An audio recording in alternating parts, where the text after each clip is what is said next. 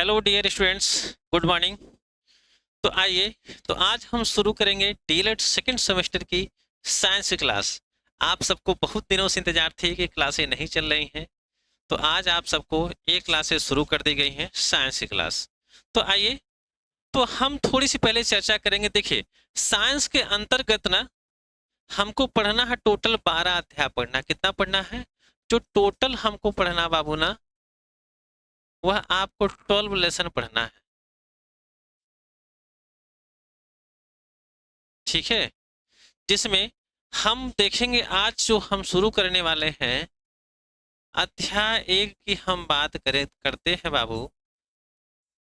अध्याय 1 में हम देखेंगे कौन सा? पृथ्वी और आकाश। जिसका नाम क्या है? जिसका नाम है कि पृथ्वी और आकाश।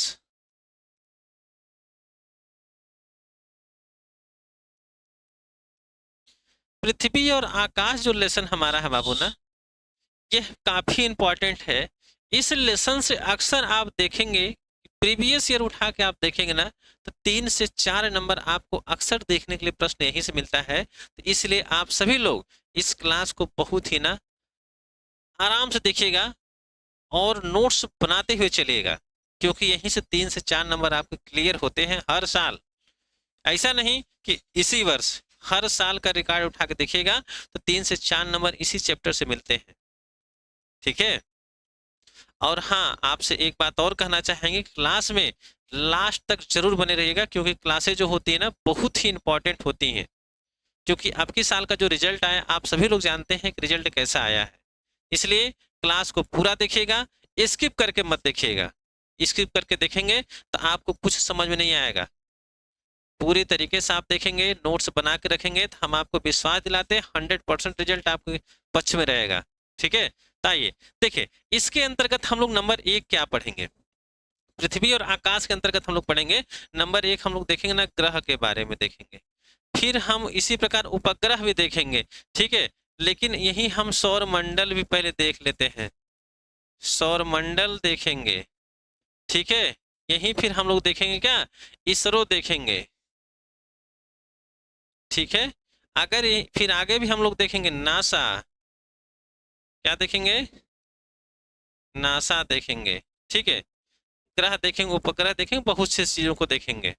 ठीक, तो घबराइएगा नहीं, क्लास शुरू हो गई है, सब चीज पढ़ेंगे आप लोग। अभी समय काफी है, 12 लेसन का मतलब क्या है? समय से समाप्त हो जाएंगी क्लासें, लंबी नहीं होंगी। ठीक, आइए अब हम थोड़ी सी बात करते हैं। पहले हम इस सौर मंडल को समझते हैं। चलिए देखिए, जैसे सबसे पहले यहाँ हम एक आकृति बना देते हैं। इस आकृति का नाम है सूर्य दाता। कौन है? सूर्य दाता।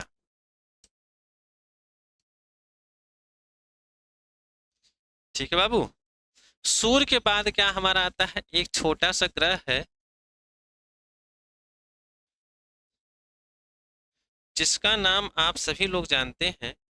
वह नाम क्या है? बुध है। ठीक है, बुध के बाद क्या आता है? जिसे आप वीनस के नाम से जानते हैं। ठीक है, फिर इसके बाद क्या आएगा? जिसे आप शुक्र कहते हैं। फिर पृथ्वी आपकी आती है। फिर मंगल। सबको थोड़ा सा पास पास कर लेंगे तो जगह बना रहेगा। पहले एक बार हम आकृति को ड्रॉ कर लेते हैं, इसके बाद आपको बताते हैं सब चीजें। चलिए। हम्म ठीक है। एक सबसे बड़ा ग्रह आता है जिसका नाम तो आप सभी लोग जानते हैं, क्या होता है? बृहस्पति। ठीक है, बृहस्पति के बाद क्या आता है? तो आप कहेंगे, इसको हम ड्रॉ कर लेते हैं, एक और ग्रह। चलिए, सबको पहले सीक्वेंस से हम कर देते हैं, इसके बाद इस पे चर्चा करेंगे बहुत ही बारीकी से। अब सबके कलर को हम चेंज कर देते हैं,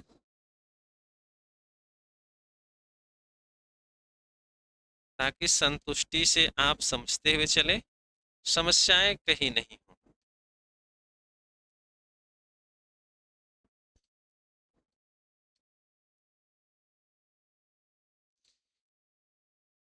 ये तो आपको देखने से लग रहा है तो सब गोला हम बना दिए हैं, है ना?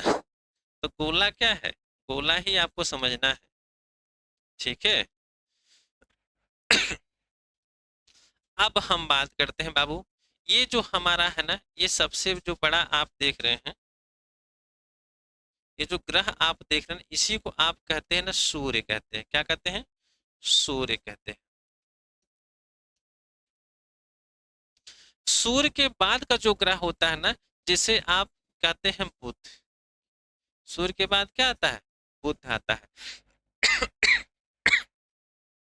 बुध के बाद आप कहेंगे यह जो हमारा तीसरे नंबर पे ग्रह होता है, ये शुक्र होता है।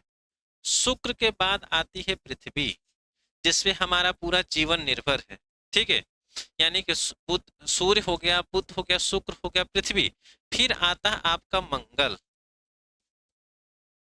मंगल के बाद ये सबसे बड़ा जो ग्रह होता है ना, इसका नाम होता है बृहस्पति। बृहस्पति के बाद आता है शनि। फिर क्या आता है? अरुण आता है। फिर आपका वरुण आता है। यही हमारे ग्रहों की संख्या है और इसी क्रम में हमको पढ़ना है ना? तो नंबर एक क्या आता है आपका? है शुक्र आता है, सॉरी सूर्य आता है। और सूर्य के चारों तरफ ही हम जानते हैं कि जितने भी ग्रह होते हैं, उपग्रह, ये सब क्या होते हैं? जो ग्रह होते हैं चर्च अपना चक्कर वगैरह लगाते रहते हैं। तो इन सभी को हम लोग डिटेल्स में पढ़ेंगे, बस थोड़ी थोड़ी चर्चा करते हुए चलेंगे, है ना? तो घबराइएगा नहीं। अगर हम यही थोड़ी सी चर्चा करके बाबू आपसे पूछ लें, जैसे एक क्वेश्चन ही हिसाब से हम पूछ लें, एक क्वेश्चन कौन सा है? अगर हम यही कहते हैं कि शुक्र और मंगल के बीच में कौन सा ग्रह है, यही एक प्रश्न आपके सामने बन जाए कि शुक्र और मंगल के मंगल के बीच में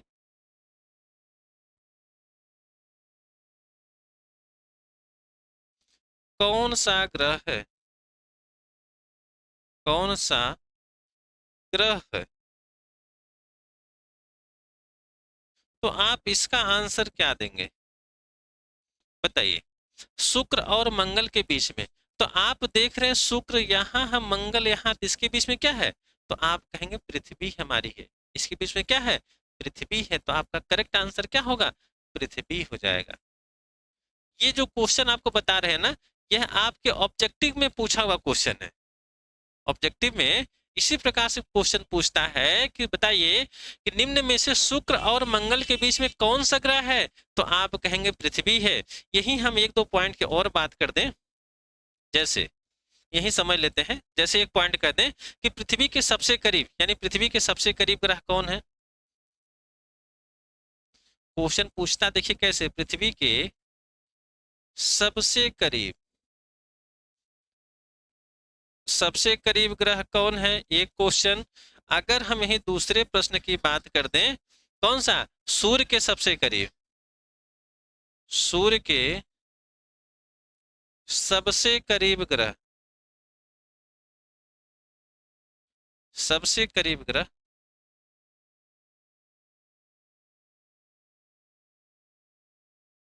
सबसे करीब ग्रह। देखिए दो प्रश्न आपके सामने हैं, इन्हीं दोनों प्रश्नों का आंसर आप हमें बताइए।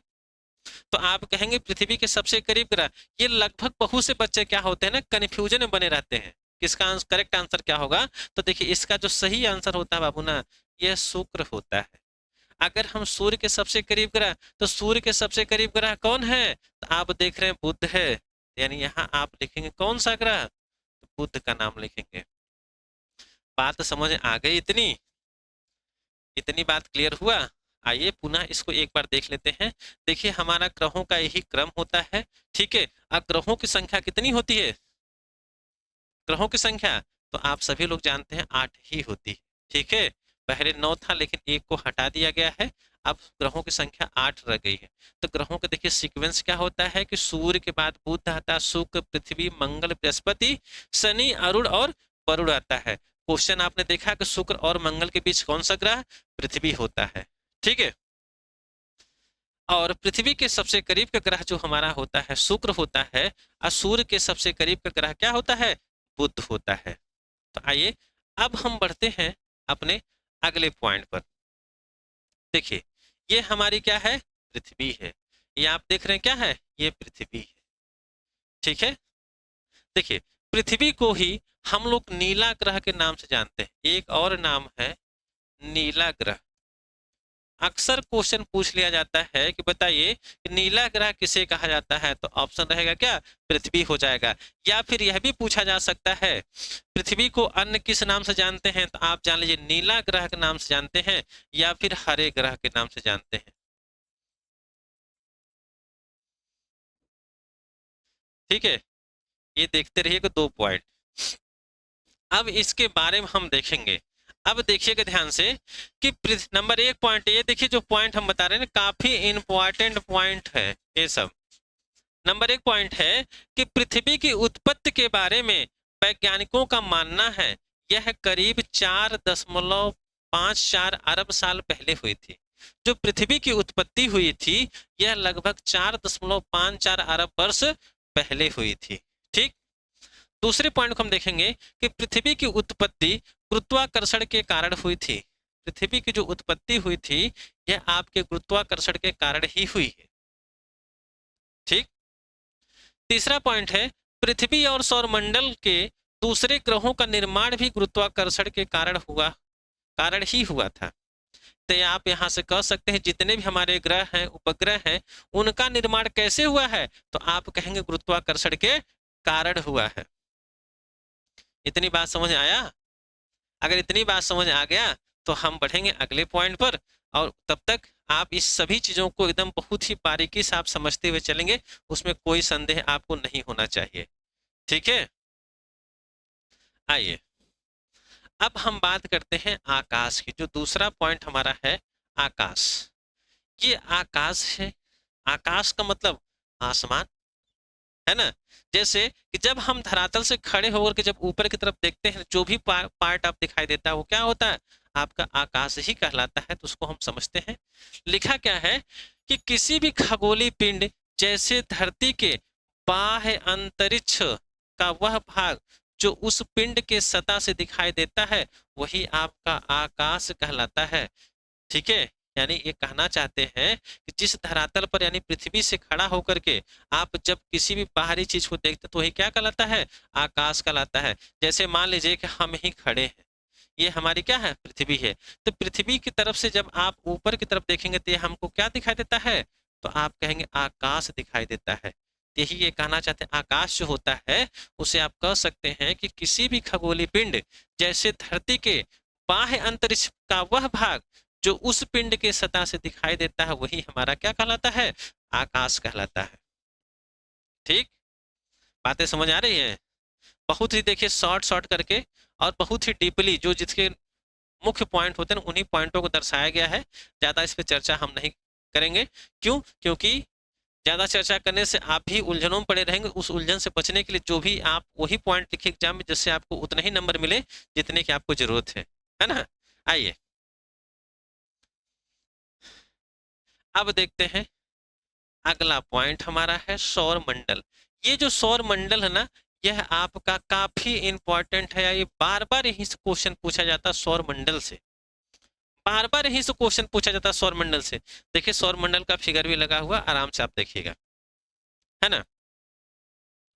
आइए अब हम बात करते हैं, जैसे सूर्य के चारों ओर घूमने वाले ग्रहों, चंद्रमा, क्षुद्र ग्रह, धूमकेतु और अन्य आकाशीय पिंडों के समूह को सौर मंडल कहते हैं।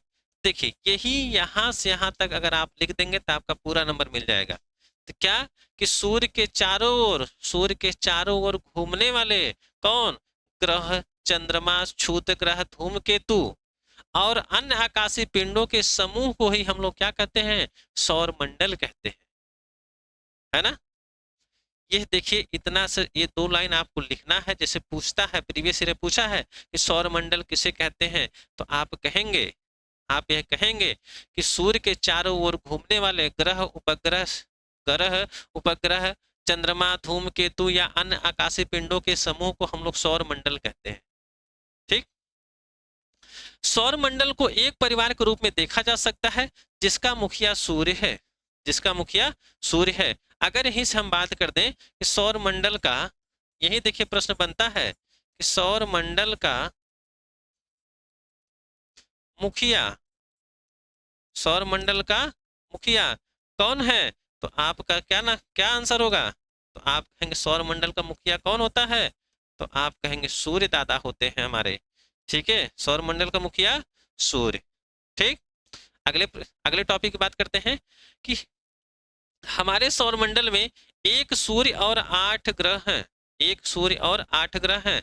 यही क्वेश्चन पूछा, फिर पूछ सकता है, पूछ लेगा आपसे, बताइए कि हमारे जो ग्रहों की संख्या कितनी है? तो आप याद रखिएगा 8 होती है, पहले 9 थी, अब हो गई 8। ठीक, ये ग्रह बुध है, पृथ्वी है, बुध शुक्र पृथ्वी मंगल बृहस्पति शनि अरुण वरुण और यही सब हमारे क्या है? ग्रह है। ठीक, इतने पॉइंट को आपको तो पहले से पता होगा, तो उसको ज्यादा याद करने की तो जरूरत नहीं पड़ेगा। लेकिन जो हमारा ये सबसे इंपॉर्टेंट लास्ट पॉइंट हमारा है, सबसे इंपॉर्टेंट पॉइंट कौन सा? कि इनके अलावा हमारे 3 बौने ग्रह हैं। कौन है? 3 बौने ग्रह हैं। तो 3 बौने ग्रहों के आप तो एक ही नाम जानते होंगे अब तक, लेकिन आप तीनों के नाम जान लीजिए कि हमारे 3 बौने ग्रह हैं। कौन कौन?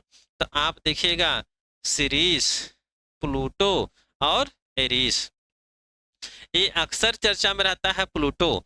ये सबको पता रहता है कि बौने ग्रहों की संख्या 3 होती है, लेकिन नाम पूछा जाता तो सबको याद नहीं रहता है। लेकिन नाम याद रखिए, नंबर 1 तो आप सबको याद रहता है, प्लूटो हमारा क्या होता है? बौने ग्रह में आता है। लेकिन 2 और ग्रह हैं, कौन कौन? सिरीस और एरीस। ठीक, क्वेश्चन पूछ सकता है कि पौने निम्न में से बौने ग्रह कौन है? तीनों का नाम रहेगा याद, तो आप तो 1 नंबर मारिए ना ऑब्जेक्टिव में, है ना? आइए, चलिए, अब ये देखिएगा आपका ये क्या है? सौर मंडल है। लेकिन लेकिन आपको हम एक चीज और ही थोड़ी थोड़ी चर्चा करके बताएंगे अभी। पहले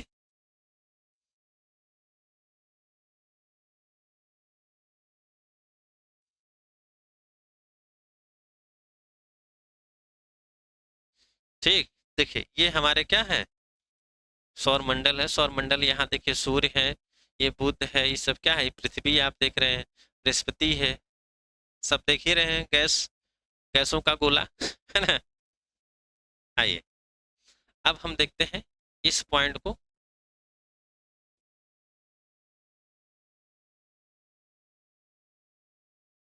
रुके रुके, हाँ चलिए, ये देखिए पॉइंट है, सौर मंडल के कुछ महत्वपूर्ण बिंदु हैं। सौर मंडल के कुछ महत्वपूर्ण बिंदु कौन है? तो नंबर 1 पॉइंट हम देखेंगे कि सूर्य को सौर मंडल का मुखिया कहा जाता है। ठीक है, सौर मंडल को क्या कहा जाता है? सॉरी, सूर्य को सौर मंडल का मुखिया कहा जाता है। प्रश्न आपसे पूछेगा कि बताइए कि सौर मंडल का मुखिया किसे कहा जाता है? तो आप कहेंगे सूर्य दाता, है कि नहीं? दूसरे पॉइंट की हम बात करेंगे, एक हमारे साइंटिस्ट रहे जिसका नाम था क्या? कापरनिकस। कापरनिकस सबसे पहले यह सिद्धांत दिया था कि जो सभी ग्रह होते हैं सूर्य के चारों ओर क्या करते हैं? चक्कर लगाते हैं। कापरनिकस एक ऐसे साइंटिस्ट रहे जो आपको बताए थे, जो सबसे पहले इन्होंने कहा था जो सभी ग्रह होते हैं ये सूर्य के चारों तरफ क्या करते हैं? चक्कर लगाते हैं। यहीं से प्रश्न आपसे बन सकता है, बताइए कि सबसे पहले किसने कहा था कि सभी ग्रह सूर्य की परिक्रमा करते हैं या चक्कर लगाते हैं? तो आपका आंसर निकल के आएगा कापरनिकस साहब। यह पॉइंट काफी इंपॉर्टेंट पॉइंट है ना? अगले पॉइंट को देखेंगे, सौर मंडल की समस्त ऊर्जा का स्रोत क्या है? सूर्य है। यहीं से देखिए कहा गया है ना, जो सौर मंडल हमारा है, यहाँ से ही हमें सौर मंडल, पूरे सौर मंडल में ऊर्जा का स्रोत किसे माना गया है? तो आप कहेंगे सूर्य को माना गया है। ठीक है, बात समझ आ रही है? अगर बात समझ आ रही है तो अच्छी बात है। ठीक है, नहीं समझ आ रही है तो आप देखिएगा, एक बार क्लास देखिएगा, पुनः दोबारा देखिएगा। ठीक, चलिए यहीं आपको कुछ पॉइंट और बता देते हैं। जैसे सूर्य में जो क्या होता है, अगर यही हम कह दें कि सूर्य में हाइड्रोजन हाइड्रोजन और हीलियम। सूर्य में हाइड्रोजन और हीलियम पाया जाता है। ठीक है, ये सूर्य की बात हो रही है। सूर्य में जो होता है ना, सूर्य में देखिए दो ही तत्व मिले हैं, कौन कौन से, हाइड्रोजन और हीलियम गैस। ठीक, एक पॉइंट और ही बता दें आपको, आइए देख लेते हैं। सूर्य में जो होता है ना, सूर्य में नाभिकीय संलयन के द्वारा क्या होता है, ऊर्जा का निर्माण होता है। सूर्य में, सूर्य में नाभिकीय,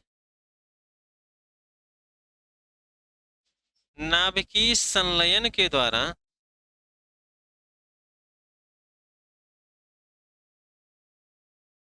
ऊर्जा का निर्माण होता है। ऊर्जा का निर्माण होता है।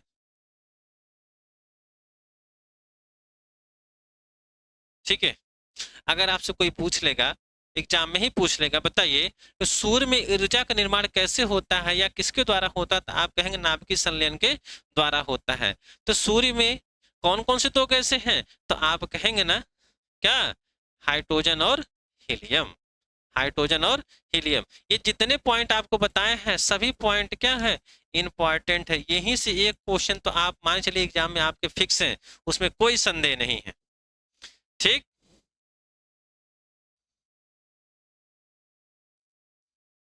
बात समझे। यही एक प्रश्न आपसे अगर हम पूछ लें कि जैसे कि सूर्य का जो प्रकाश है पृथ्वी तक आने में कितना समय लेता है, तो आपका करेक्ट आंसर क्या होगा। चलिए कुछ पॉइंट यहीं बता देते हैं। सूर्य का प्रकाश, सूर्य का प्रकाश पृथ्वी तक, पृथ्वी तक आने में कितना समय लगता है, कितना समय लगता है ना। देखिए हर एक पॉइंट को बताएंगे, ऐसा नहीं कि हम आपको एक पॉइंट बता के छोड़ के आगे बढ़ेंगे, ऐसा कुछ नहीं। हर एक पॉइंट को बताएंगे, या अगर कोई टॉपिक मिलेगा तो उससे संबंधित जितने भी पॉइंट हो सकते हैं सब बताएंगे। ठीक है, तो देखिए सूर्य का प्रकाश पृथ्वी तक आने में कितना समय लगता है, तो देखिए कहीं कहीं किताबों में अलग अलग उल्लेख मिलता है। कहीं कहीं आपको 8 मिनट 16 सेकंड मिलता है, कहीं कहीं आपको देखने के लिए मिलता है 8 मिनट 18 सेकंड मिलता है, ऐसा मिलता है। लेकिन ये ध्यान रखिए कि जब भी वह मिलेगा ना, वो 8 मिनट के बाद ही मिलेगा, यानी 8 मिनट तो फिक्स ही समय लगता है। ठीक है, 4 ऑप्शन दिया रहेगा, 4 ऑप्शनों में 8 मिनट तो फिक्स ही रहेगा। लेकिन जब भी रहेगा तो 15 के ऊपर रहेगा, इसको फिक्स याद रखिएगा, यानी 8 के बाद 8 मिनट 15 सेकंड के ऊपर। ठीक, 15 से पहले नहीं रहेगा, 15 के पहले जितने रहेंगे ना सब ऑप्शन गलत हो जाएंगे, इसको सही ध्यान रखिएगा। तो आप यहाँ कह सकते हैं जो हमारा समय लगता है ना, वो 8 मिनट 16 सेकंड, 8 मिनट 16 सेकंड आपको मिल जाए कहीं, इसको आप टिक करके आगे बढ़ जाएंगे, है ना। आगे चला जाए, बताइए।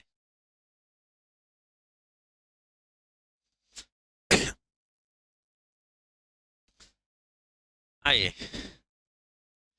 देखिएगा आप, ये जो हम देखने जा रहे हैं सन यानी सूर्य के बारे में अब हम चर्चा करेंगे। जैसे अगर ही हम कह दें कि सूर्य ग्रहण, पहले इस क्लास को शुरू करने से पहले नई जो टॉपिक है, हम आपसे पूछना चाहेंगे जो सूर्य ग्रहण होता है वो कब लगता है। ठीक, सूर्य ग्रहण, तो सूर्य ग्रहण की हम बात कर दें, सूर्य ग्रहण कब लगता है। ठीक, और एक ही हम बात कर देंगे चंद्र ग्रहण की, चंद्र ग्रहण कब लगता है। दो पॉइंट है आपके सामने, आंसर क्या देंगे।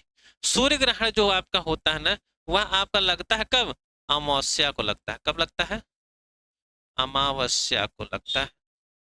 और चंद्र ग्रहण जो आपका लगता है ना, यह आपका पूर्णिमा को लगता है। कब लगता है, पूर्णिमा को लगता है। ये दो पॉइंट याद रखिएगा, सूर्य ग्रहण हमेशा अमावस्या को लगेगा, चंद्र ग्रहण हमेशा पूर्णिमा को लगता है। अब आइए चर्चा करते हैं इस पर कि सूर्य सौर मंडल का प्रधान है।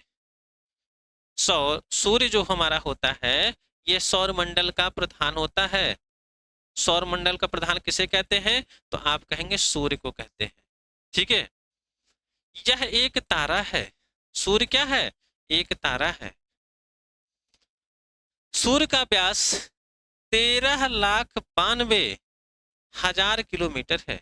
सूर्य का जो व्यास है वह 13,92,000 किलोमीटर है। यह जो पृथ्वी के व्यास का लगभग 110 गुना है। यानी पृथ्वी जो हमारी है ना, इसके तुलना अगर हम करेंगे सूर्य की, तो सूर्य क्या है? इससे 110 गुना बड़ा हमारा सूर्य है।